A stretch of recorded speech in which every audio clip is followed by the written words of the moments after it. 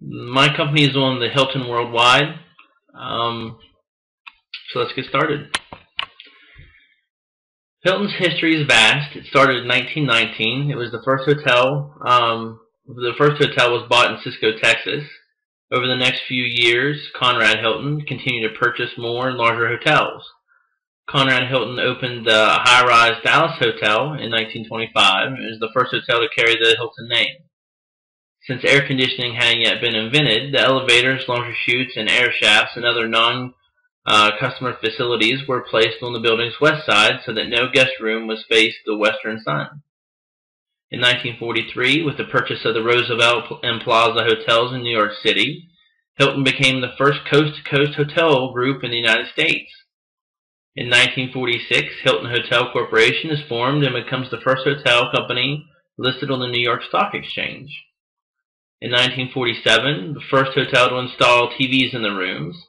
In 1949, Hilton International was born. Hilton's famous barman actually created the Pina Colada. Also in 1949, Hilton purchased the Waldorf Astoria, and Conrad Hilton made the cover of the Time magazine.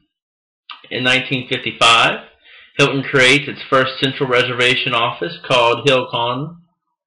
Reservations now can be made at any Hilton by telephone, telegram, or teletype. In 1959, Hilton pioneered the airport hotel concept by opening the 380-room San Francisco Airport Hilton. In 1964, Hilton International forms as a separate company with Conrad Hilton president.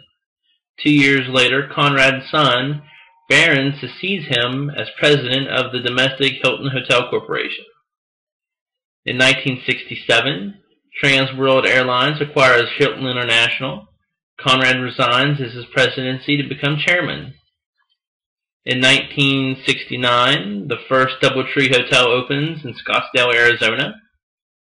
In 1970, Hilton becomes the first New York Stock Exchange listed company to enter the domestic gaming business by purchasing the Flamingo Hotel and the Las Vegas International.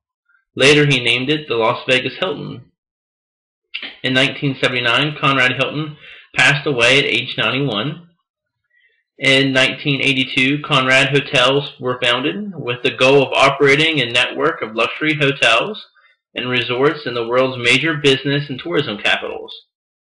In 1984, the first Embassy Suites opens in Kansas City. In 1984, the first Hampton Inns opens in Memphis, Tennessee. And in 1987, Hilton introduces the Hilton Honors, its guest loyalty program. In 1989, the first Homewood Suites opens in Omaha, Nebraska. In 1989, Hampton Hotels is the first hotel company to promise a 100% satisfaction guarantee. It states friendly service, clean rooms, comfortable surroundings every time. If you're not satisfied, we don't expect you to pay. In 1990, the Hilton Garden Inn brand makes its debut with 4 locations, later to expand to more than 500 locations. In 1995, the first Hilton website launches, Hilton.com. And in 2002, Hilton Worldwide Resorts launches as a vacation ownership subsidiary, providing its members with premium resorts and exotic vacation experiences. 2006, Hilton Hotel Corporation reacquires the Hilton International company for the first time in 40 years and expands Hilton's portfolio of brands worldwide. In 2007, Hilton Hotel was acquired by the Blackstone Group for $26.1 billion. Hilton shareholders received a $47.50 per share from the buyout. That's a 40% over the market price of the stock whenever the acquisition was announced. Hilton was then delisted from the New York Stock Exchange after the deal was completed. Also in 2007, Christopher Nasetti joins the Hilton Worldwide as President and Chief Executive Officer. In 2009, Hilton Hotel expanded to 76 countries, making it the largest full-service hotel brand in the world. 2009, Hilton Hotel Corporation changes its name and logo to Hilton Worldwide and moves its headquarters from Beverly Hills, California to McLean, Virginia. In 2009, LightStay, their proprietary system of measurement, was launched as brand standard across the portfolio to calculate sustainability performance across the globe. In 2011, Home 2 Suites, a new concept in the extended stay market, opens first property in Fayetteville, North Carolina. And in 2011, Hampton Hotels is named the #1 franchise opportunity in Entrepreneur Magazine Franchise 500 ranking. Hilton's mission statement is to be the preeminent global hospitality company, the first choice of guests, team members, and owners alike. Conrad's vision was to fill the earth with the light and warmth of hospitality. Some of Hilton's core values is hospitality. We're passionate about delivering exceptional guest experiences. Integrity, as far as we do the right thing all the time. Also leadership. We're leaders in our own industry and our communities. Teamwork. We're team players in everything we do. Ownership. We're the owners of our actions and decisions. And now, we operate with a sense of urgency and discipline. Hilton Hotel Corporation is one of the leading hotel and leisure companies in the world. It's primarily involved in the management and development of hotels across the globe. Early in, Hilton's focused on acquiring and owning more real estate. However, it has recently changed its growth strategy and is now focused on spreading its operations throughout franchising. This enables the company to earn revenues in the form of franchise fees without incurring any additional cost to purchase real estate and construct hotels. Increasing the number of franchises available also provides the company with stable and predictable streams of revenue and shields it from any temporary downturn in the industry. The revenue of a hotel company tends to fluctuate due to several reasons. One of the primary factors is the number of customers a hotel attracts. Thus, in the case of travelers coming to a particular region declines, the revenues from the hotel in that region will also decline. However, if the company owns the brand, the company is insured a fixed amount in the number of customers coming into that hotel notwithstanding. The number of hotels and rooms geologically present, occupancy rates, and revenue per available room are the main drivers of revenue in the hotel industry. Increase in the number of hotels owned or franchised by a company as well as the number of rooms available for rent provides an indication of how the company is expanding its capacity to cater to the growing number of travelers. Occupancy rates and revenues per available room, on the other hand, indicate how effectively a company is using its available resources. Hilton's primary business segment includes hotels, franchising and developing, and timeshare operations. Hilton develops and operates timeshare resorts through Hilton Grand Vacation Company, which provides on-site management services to Hilton Grand Vacation Club resorts. The hotel segment continues to be the largest share of revenues. Revenues from the hotel segment include income from owned hotels, management contract hotels, and franchise hotels. The company operates under the brand names Hilton, Hilton Garden Inn, DoubleTree by Hilton, Embassy Suites, Homewood Suites, Hampton, Home 2, and Waldorf Astoria, and Conrad. Hilton competes with the global players such as Starwood Hotels and Resorts, Marriott International, Choice Hotel International, and Hyatt Corporation.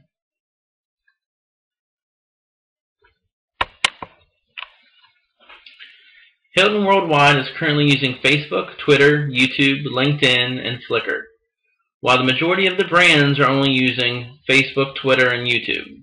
After viewing these sites along with their competitors and social media sites, it's clear that there is a common problem in keeping a consistency within them and across brands in the same group.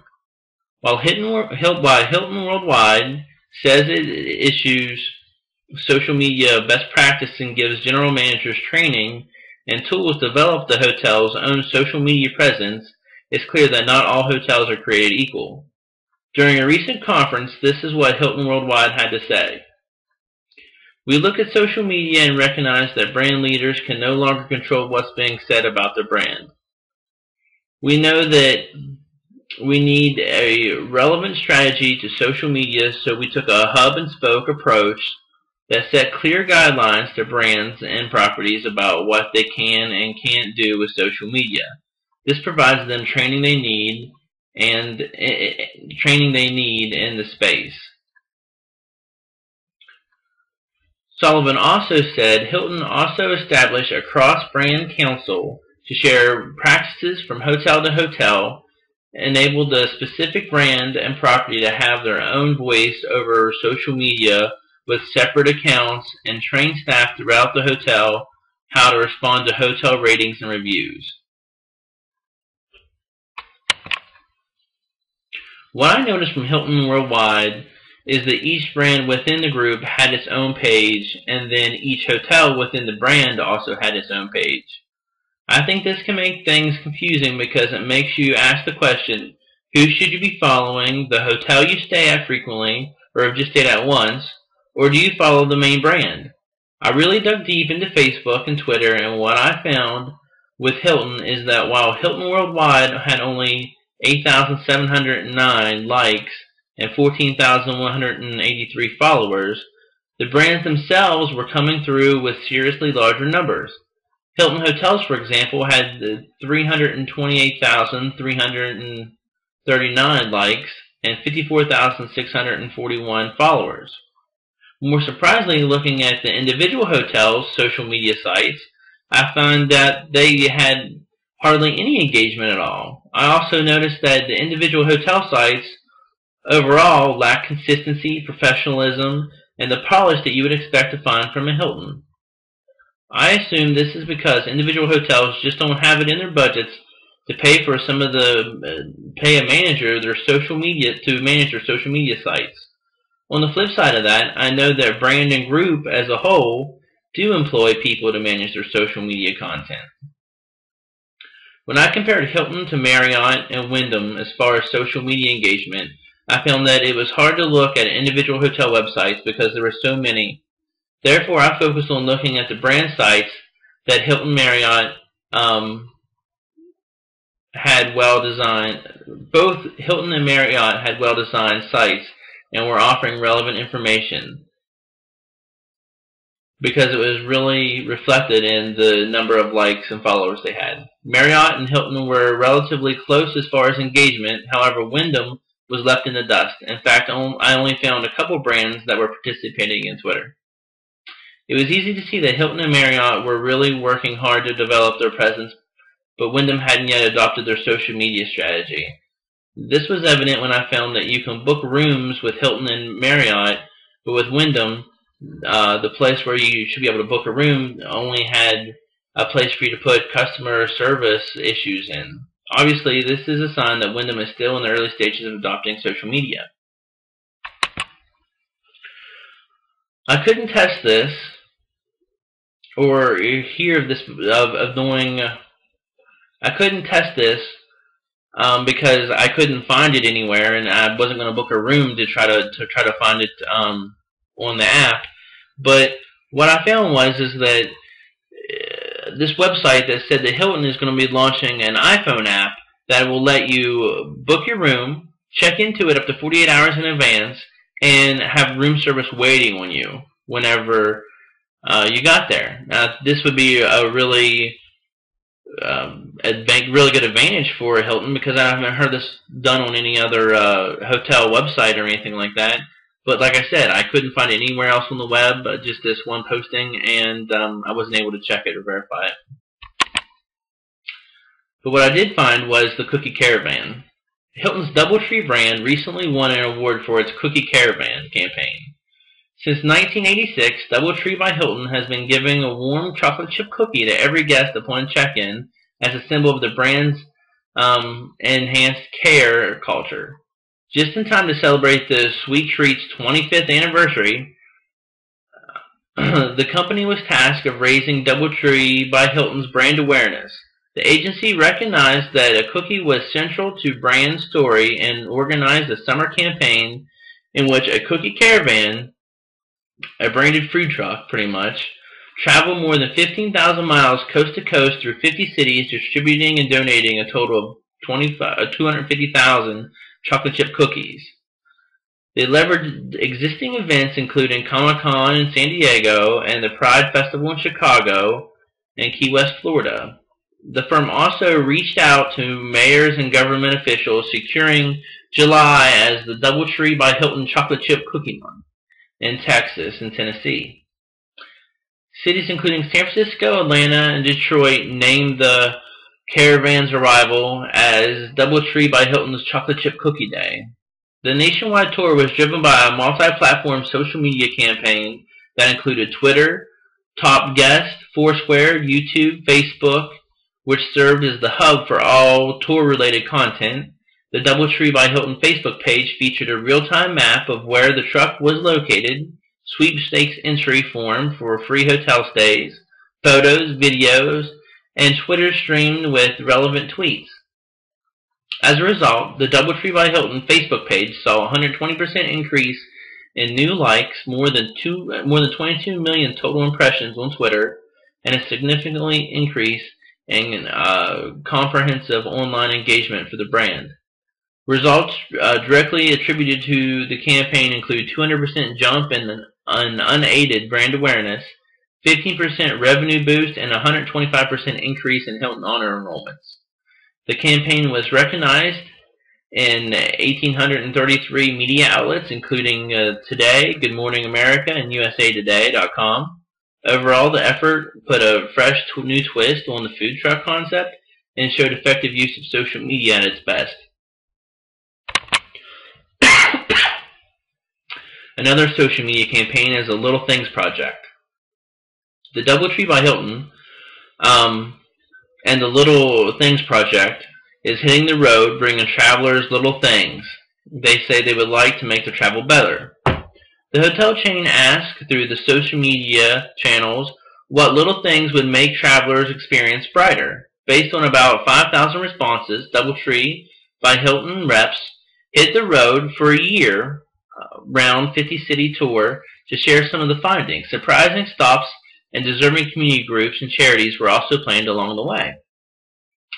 Little Thing Project's ambassadors will be driving a swarm car throughout the city, asking travelers via Twitter what little things make their day better and surprising some of them by fulfilling requests, like giving away umbrellas in the rain, giving away homemade banana pudding from their favorite shop, free t-shirts, or free cab rides to and from the airport.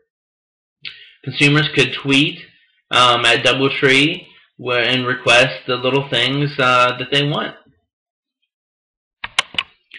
Looking at the SWOT analysis for Hilton, Hilton has many strengths, including the brand recognition, its large size, and diversification.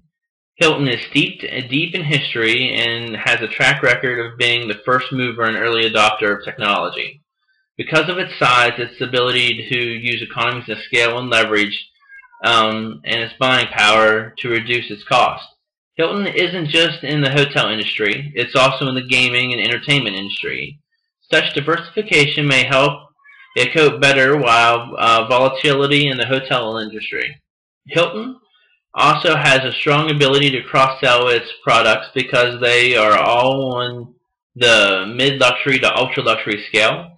It's hard for other companies to cross-sell when they have properties in different market sectors such as the economy budget and in the ultra-luxury. Something that Hilton also has done is enable all their hotels to view and book reservations at any one of their locations across the brand. This becomes a huge advantage because it allows guest preferences to be tracked and implemented even whenever a guest hasn't stayed at that particular hotel or brand before. Some of the weakness Hilton has comes from the recent merger with Blackstone Group. Hilton was always a family-run business, but now they sold out to a private equity firm. This could hurt the company's reputation. Also, it may be harder to raise money to grow because it can't go to the market for money anymore. With this merger, they also decided to change their business model from acquiring new properties to just franchising out as a means of growing. While this may be an easier way to grow because you don't have to have a lot of capital, it comes at a cost. That cost is control. Hilton will not have the standards or controls it had when it owned and managed the properties itself. Buying established businesses in their namesake is nothing new. It's happened all the time, not just in the hotel industry either. In fact, Michelin Tire is the only tire company left that isn't owned by a foreign company or an investment firm. Another weakness that Hilton has is the $20 billion in debt they took on during the merger. It took on debt right before the economy worsened in 2007, and it wasn't until 2010 that Hilton was able to restructure the debt and reduce it to $16 billion. Some of the opportunities that Hilton has lies in its growth potential for the timeshare part of their business.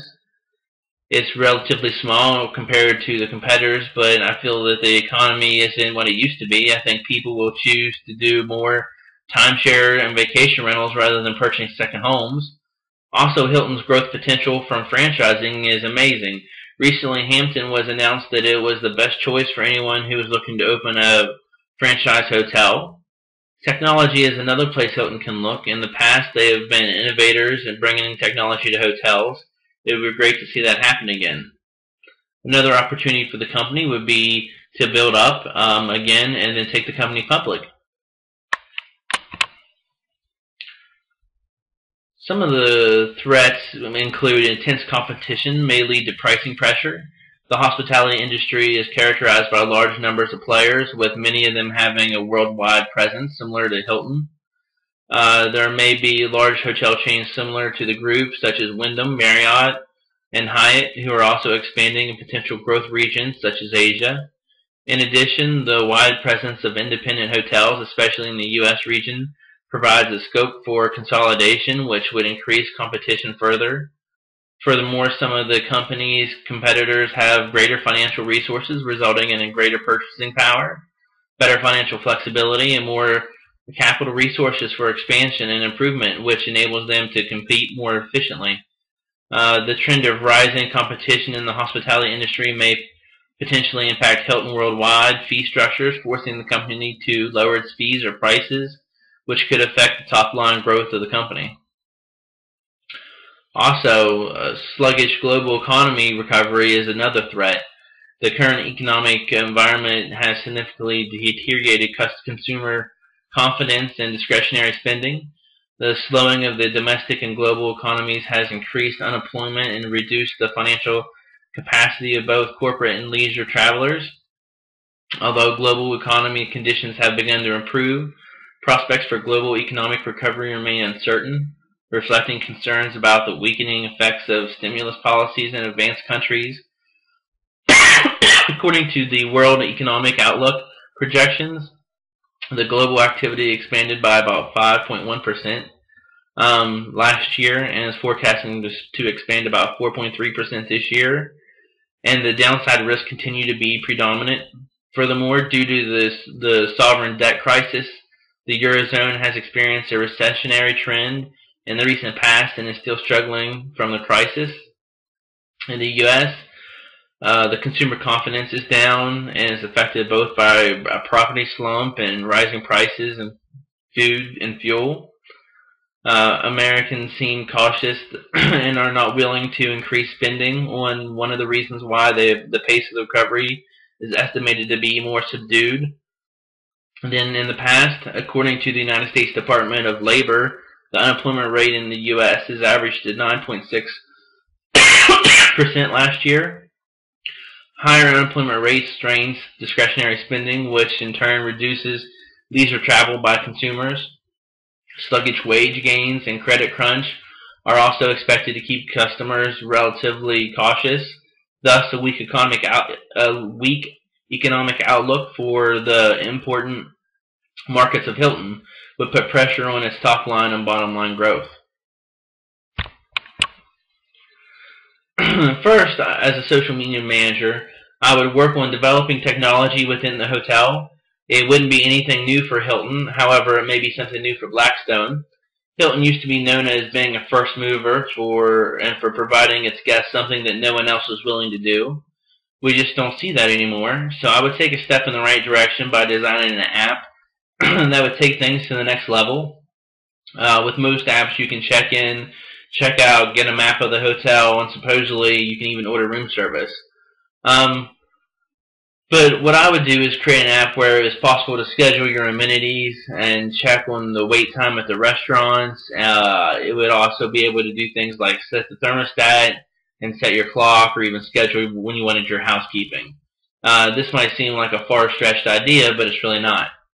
The second thing I would do is focus on having a consistent brand image across all social media channels. I know it's hard to control content for 4,000 hotels, but they're doing it on their websites. They just need to invest a little and do it for their social media. Hotels know that consistency is everything. That's why they make all the websites look the same, and for the most part, the hotels as well. So what I would do is create the page for each hotel, for each social media channel, and say, here it is, you can post what you want on it, but don't change the way it looks.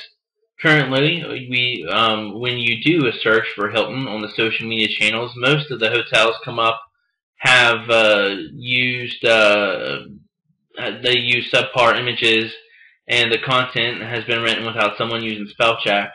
It doesn't represent the image that you would expect from a Hilton hotel.